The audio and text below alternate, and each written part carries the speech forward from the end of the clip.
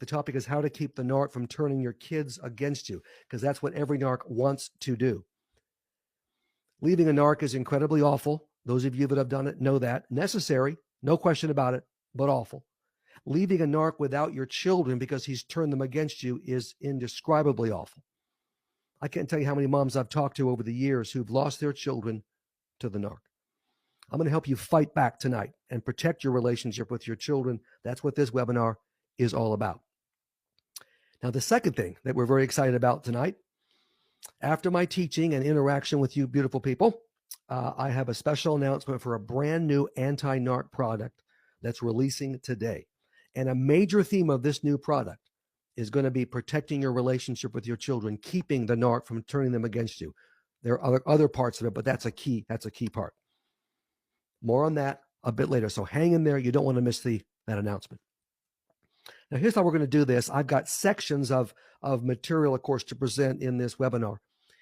And of course, you'll be listening and please interact. After each section, I'm going to pause and see what you folks have to say and comments you've got, questions, and I'll be interacting and I'll go back to the next segment and we'll go on like that. So we have a dialogue. I always love the interaction. And I want to tell all of you right now that over the last probably 4 or 5 years, especially since we started all the social media, God's been very faithful working through you to give me a lot of incredible content. That's why it resonates with people, because you know what you're talking about. The emails, the texts, the phone sessions I do with you, your experiences, God is using you to help many other people. And that's exactly how God works. All right, let's look at alienating your children, which is what the narc is doing right stinking now if you still live with the narc, and even if you don't. Alienating your children, turning them against you, is the narc's ultimate form of abuse. It is evil.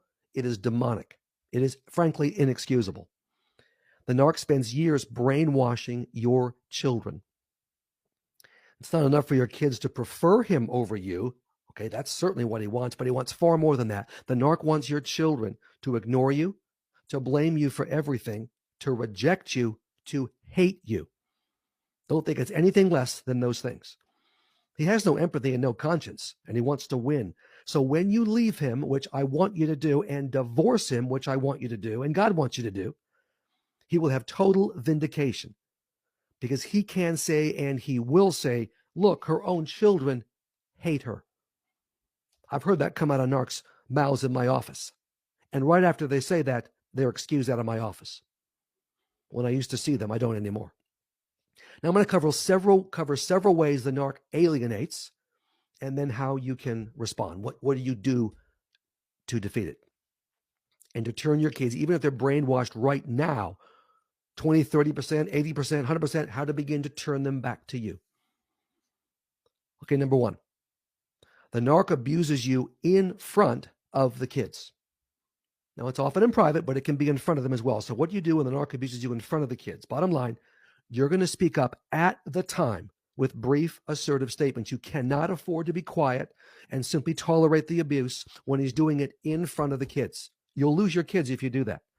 You may not speak up every time, but you're going to have to speak up a good part of the time. You don't, the kids will lose respect for you, and they'll believe you deserve the abuse. Now, an adult would know different. These are not adults. These are minor children. And so they'll side with the narc if you don't respond and give them an alternative point of view, which is in fact the truth, and stand up for yourself. Now later, that's when it's happening in front of the kids. If he's chosen that venue, fine. You're going to speak up in front of them. Later in private, with each child, you're going to debrief the abusive incident. You're going to go over the abusive event. You're going to speak truth about the narc again. And then you can let the child vent, ask questions, and assure the child you will say nothing to the narc. That's the key. We'll say, Bobby, Timmy, Susie, Margaret, I'm talking here about Dad, being very honest with you. Ask me any questions, and what we talk about is in the vault. I will never say anything to your father. So you're going to have to fight back. Don't assume the kids will figure it out. They're not going to figure it out. What they'll figure out is, I'm going to go with the narc. So when the narc abuses you in front of your own children, and he'll do that, that's how brazen they are. You speak up in front of the kids as many times as you can. You're not going to do it every time, but as many times as you can. As you get stronger, you're going to be able to do it more. And I want you to say things like this. And again, these are brief statements of truth. You're not going to have an ongoing dialogue and go back and forth with the stupid narc. They're very good with words. They're charming. You're going to get blowback for these statements. You know you will. Okay, bring it on. Because you're saving your children and your relationship with them. You're going to say the comment and you're going to move on. Say things like that's with a voice that's out loud. Kids are there, narc's there. He's just dissed you. That's not true. That was disrespectful. That was mean. You can say, that's what I think. Feel free to disagree, because the narc doesn't like any disagreement because he's right about everything. My feelings are valid, because he'll diss your feelings and say you have no right to them.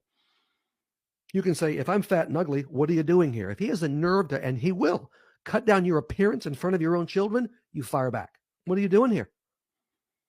That's not my fault. You can say, that's your fault. Now, again, you're going to get backlash.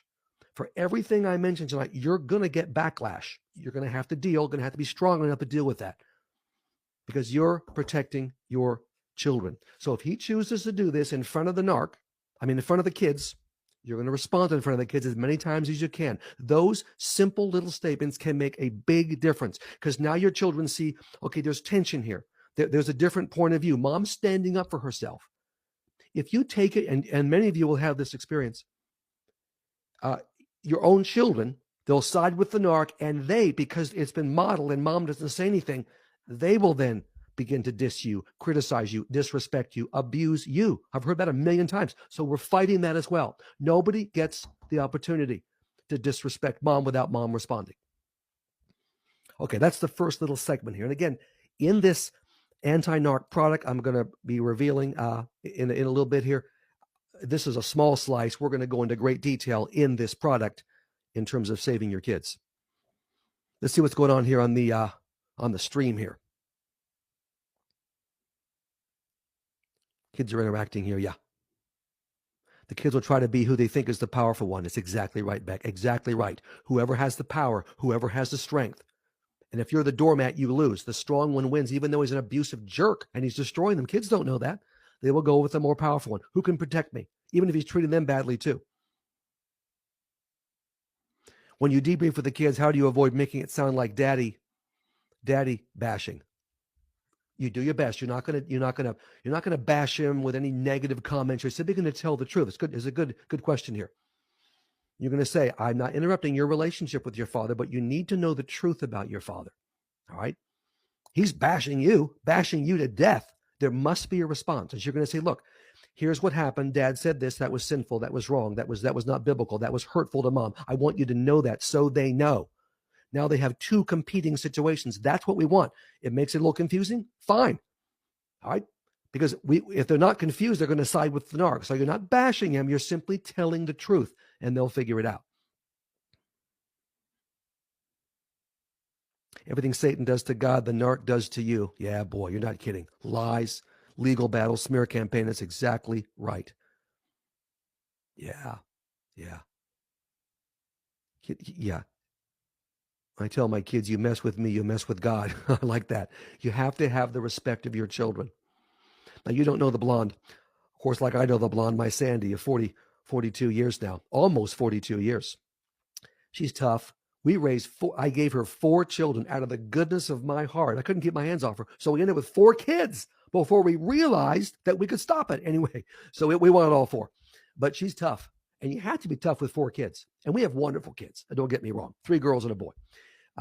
Emily, Leanne, Nancy, and Will. But she had to be tough. She had the respect of those children. But also, since I'm a normal guy, I wouldn't allow any dissing of mom or disrespect of mom. So you have to be tough. And you'll start slow. You're not going to be good at this. You're going to gather steam, and it will make a difference. Okay, looking at all the different things here, trying to figure out what's going on. Yeah. All right. What age should what age should the kids be before you start trying to explain it? Early on. I'm telling you, early on. Now, when they're 1, 2 years old, they don't get it. But when they have the power of speech and they can understand what's happening, that's when you start. Because the narc's already started. You're already kind of behind the 8 ball. Oh, no. Now, you have to use words that they can understand. But I'm not in favor of waiting. All right? This gets awfully dicey because, in a normal home, of course, you'd never